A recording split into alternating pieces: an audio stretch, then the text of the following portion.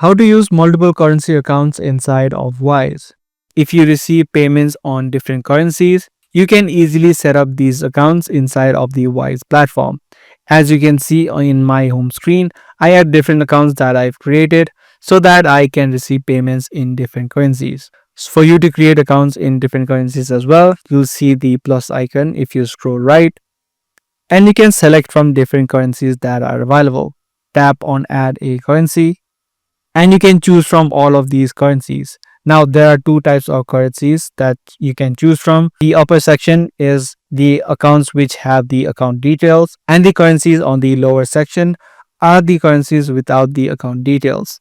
So most of the popular currencies will have account details. For example, if you choose Australian dollar, your account will be immediately set up and you can tap on get account details. This way you're going to get the account details so that you can provide these details to other people so that they can easily transfer payments into your Wise account in Australian dollar.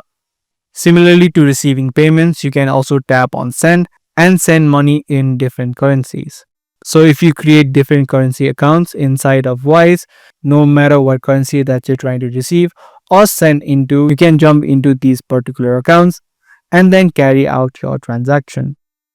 That is the way that you use multiple currency accounts inside of Wise. If this guide video was helpful to you, do let us know by giving this video a thumbs up.